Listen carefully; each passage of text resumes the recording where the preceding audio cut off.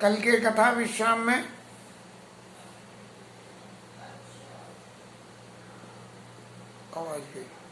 कल के कथा विश्राम में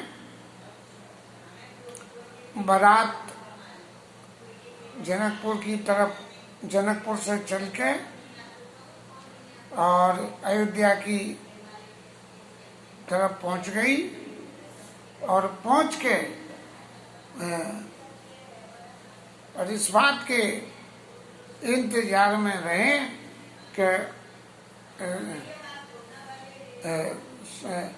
अनुकूल घड़ी आवे तब पुर में प्रवेश करें। और इससे पहले जो पुर की स्थिति थी वो स्वामी जी लिखते हैं, विविध भांति मंगल कलश ग्रह रचे समार सुर ब्रह्मा दिशियाई सब रघुवर पुरी निहार। भगवान राम के आने के लिए मंगल सगुन में तरह तरह के कलशों को वहाँ विराजमान किया गया। घर पे लोगों ने अपने और देवता और ब्रह्मा जी और सब लोग मिलके ऐसे देख के खुश हो रहे हैं भगवान राम की पुरी को, क्योंकि भगवान राम का विवाह होने के बाद में जो आगे की लीला होगी उसमें देवताओं का बहुत ज्यादा हित होगा। भूप भवन ते अवसर सोहा रचना देख मदन मन मोहा। और उनकी रचना इतनी विचित्र है कि जिसका बहुत ज्यादा ब्यौरेवार विवरण करने में हर चीज की एक सीमा को गोस्वामी जी ने अत्यंत अतिशयोक्ति में ले जाके समाप्त कर दिया।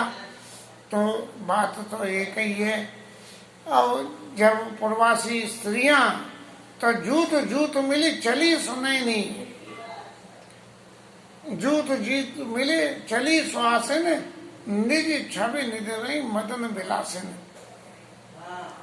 मदन की पत्नी के विलास को भी जो है निंदा कर दें। ऐसे झुंड के झुंड मिलकर स्त्रियां चलने लगी और सकल सुमंगल चले आरती गावई जन्म वेशवारती। खूब गान करती हुई आरतियां संग लेके चली है। भूपति भवन कुलाल होई जाई न वर्ण समूह सुख सोई। उस सुख का वर्णन नहीं हो सकता है। और कौशल्यादि राम में तारी प्रेम विवस्तन दशा विचारी। शरीर की दशा विचार के इतना प्रेम। और सासू माँ को तो वैसे भी जब बहू आवे तो इतना सुख होता है कि जिसने भोगा हो वही जानता है। दिए दान विपिन विपुल पूज गणेश पुराण। ब्राह्मणों को दान दिए, गणेश जी का पूजन कराए और प्रमुदित परम दरिद्र जनु पाई पदार्थ चार। धर्म अर्थ काम मोक्ष चीजें चारों पदार्थों की प्राप्ति हो गई है। जैसा किसी दरिद्र आदमी को मिल जाए और वो ऐसा सुख पाता हो, उस सुख को माताएं पा रही है। मोद प्रमोद विवश सब माता चल ही न चरण शिथिल वही गाता। चरण चलते नहीं है और ऐसी शिथिलता शरीर में आ गई है। दाम दरस अति अनुरागी परछन सारी शयन सब लागी। सारे परछन के साजों को सजा के और फिर चल दी। और कनक थार बड़ी मंगलनी कनक थार बड़ी मंगलनी कमल करण लिए माँ। चली मुदित परछन करने पुलक पल्ले। सोने के थालों में मंगल चीजें रख के, रोली हल्दी मेहंदी कलश और इन सब सामानों को रख के, मंगल के सामानों को रख के ऑपरेशन करने के लिए माताएं चली। और इतनी देवता लोग फूल बरसा रहे हैं और इतना धूप से इतना धुआं हो रहा है। वहाँ मंगल धूप जल रही है, ऐसा धुआं हो रहा है जैसे सावन के बादल घिरी आए हो। और प्रगटे द्रोणी अटल पर भामिनी और चार चपल जन दमकई दामिनी।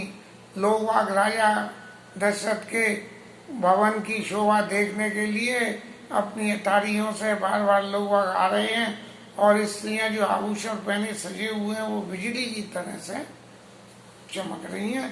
इसी समय में समय जान गुरी आय सुदीना और पूर्व प्रवेश रघुपल माने कीना। उसी समय गुरु जी ने ये आदेश दे दिया कि अब जो है पूर्व में प्रवेश करने का समय हो गया है और महाराज राम जी आप प्रवेश की क्रिया को प्रारंभ कीजिए।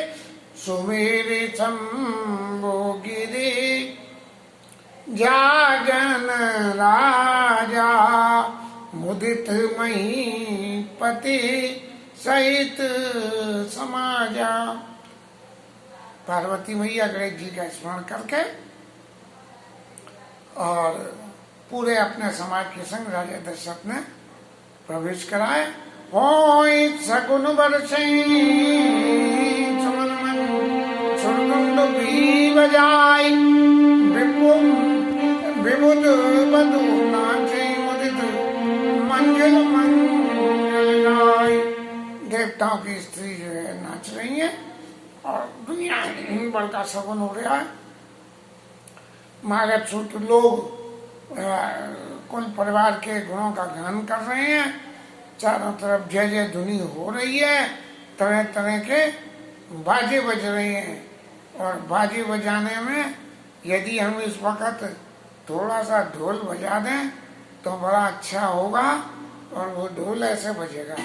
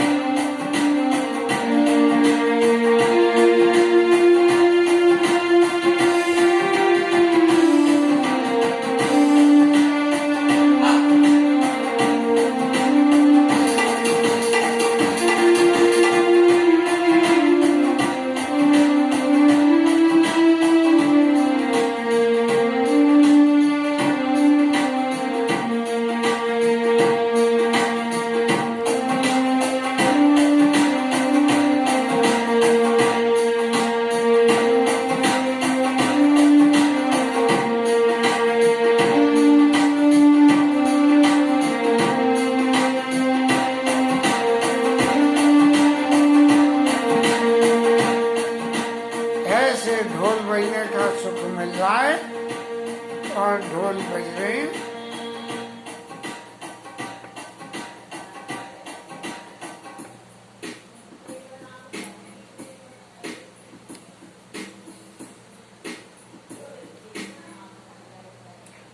ओय सगुन बरसई सुमन सुरदुंदुभि बजाय विविध बधु नाचई मुदित मंजुल मंगल गाय। पुरवासी न तब राय जो हारे हृदय खतरामई भये सुखारे। राजा दशरथ को देखा, बड़े प्रसन्न थे और बहुत अच्छा लग रहा था। लेकिन जब रामचंद्र जी को देखा तो ऐसा चित्त में सुख हो गया कि जिसका कोई अंत ही नहीं। देखत रामई भये सुखारे करई निछावर मन घन चीरा। मणिया कपड़े वस्त्र निछावर कर रहे हैं और आंखों में प्रवासियों के आंसू भरे। आरती करई मुदित नर नारी अरे सैनी रखी कुंवर बरचारी। चारों लोगों को, चारों पुत्रों को देख के और आरती कर रहे हैं प्रवासी लोग। और सेविका सुबह ओघारे ओघारी देख दुल्हन होई सुखारी। और पालकियों को, पर्दे उनके हटा हटा के दुल्हनों को देख के सुखी हो रहे हैं।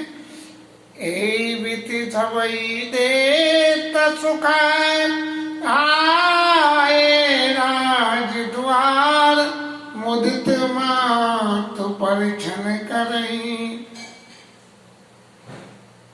बदन समेत कुमार।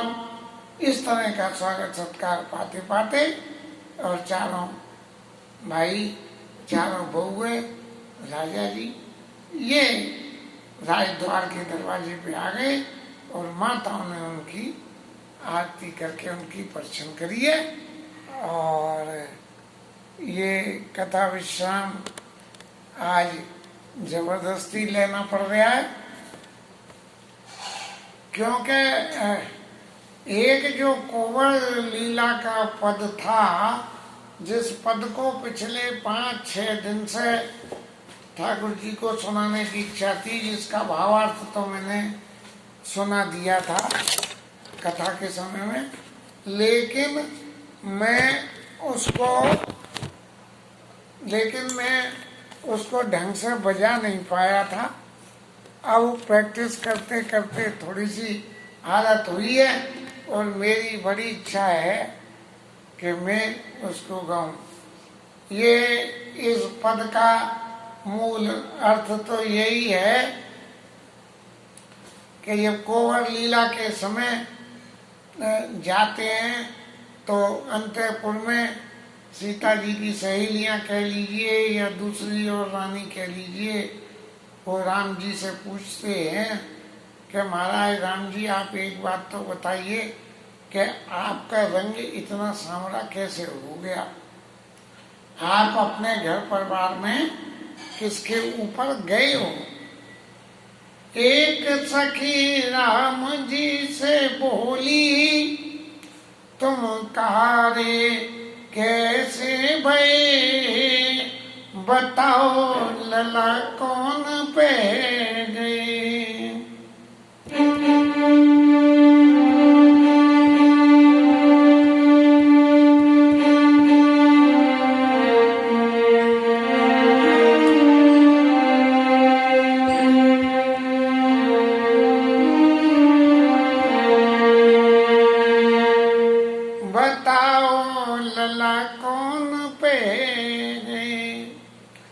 आगे फिर कहती है, पिताजी न कारे न कारी मेहतारी, और तुमने कुल की सबरी लाज बिगाड़ी।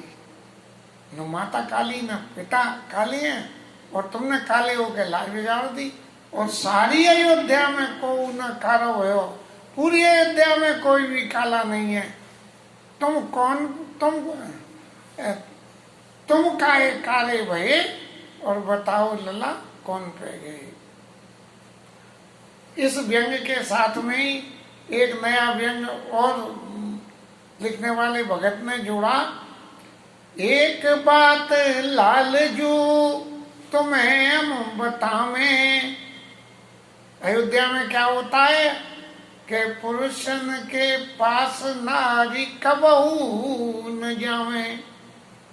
संतति प्राप्ति के लिए स्त्रियां पुरुषों के पास नहीं जाती हैं, तो क्या होगा? खीर खाए पैदा हुए, लड़कन से गोद भरे, ऐसे करतब नए, बताओ लला कौन पे गए? खीर खा के पुत्र पैदा हुए, ऐसी नई नई लीला तुम्हारे यहाँ अयोध्या में होती है, तो बताओ महाराज तुम कौन पे गए हो? अपने परिवार में माता पे, पिता पे, अपनी नंदसाल में किस पे तो गए हो? ऐसी बात सुन के, क्योंकि कोवर में जिस वक्त ये गए हैं उस वक्त चारों भाई और चारों बहुएं, और बहुओं के बोलने का तो मतलब मर्यादा के हिसाब से नहीं था उस वक्त। अब लक्ष्मण जी तो वाचाल हैं, खूब बोलने वाले हैं। भरत जी राम जी की वंदना के लिए बोलते हैं, और शत्रुघ्न जी महाराज ने तो गांधी जी के बंदरों की तरह से मुंह पे टेप लगा रखा है। सिर्फ उन्होंने जाके कूड़ी की कुटाई लगाई, बाकी बोले कहीं कुछ नहीं। सुने शत्रुघ्न मात कुटलाई और जरई कछु न बसाई, उनकी बस नहीं चल रहा, लेकिन मन में बहुत जलन हो रही थी। तो शत्रुघ्न, अब लक्ष्मण जी को ही जो है बोलना पड़ा। तो लक्ष्मण जी जनकपुर की कथा को कहने लगे, ऐसी भई जनकपुर में ऐसी कतऊ नहीं भई। जैसी जनकपुर में हुई ऐसी दुनिया में कहीं नहीं हुई। क्या हुआ कि खेतन में लली पैदा हुई।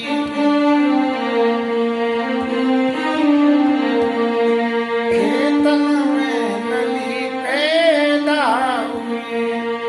ऐसी भई जनकपुर में ऐसी कतहु नहीं भई।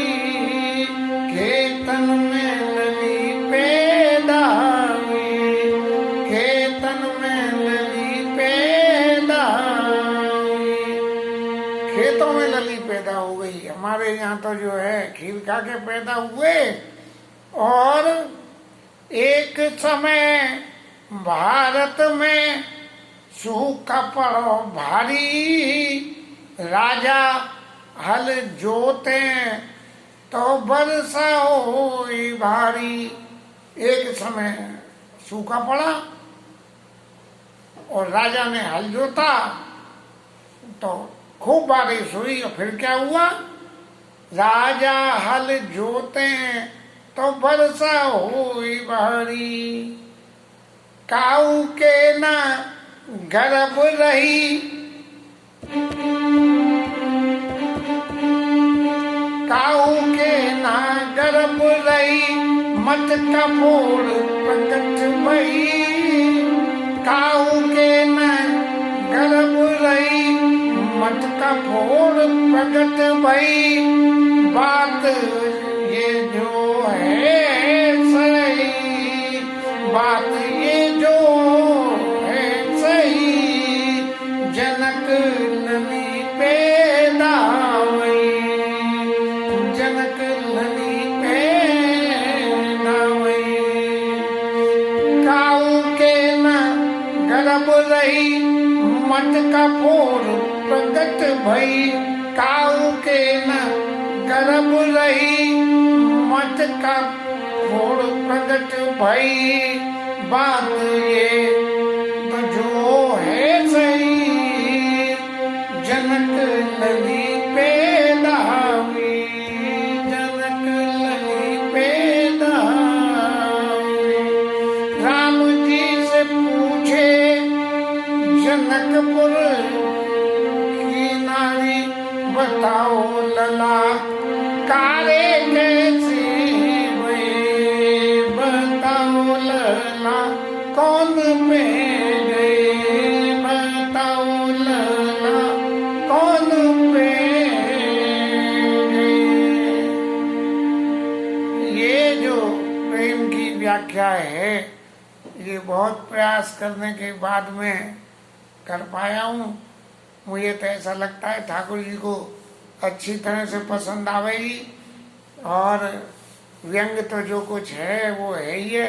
लेकिन लिखने वाले भगत ने भी क्या छांट छांट के पॉइंट निकाले हैं इनकी बलिहारी। इसके साथ में ये कथा आज शाम कर देते हैं। फिर हरि नाम कीर्तन कर लेंगे।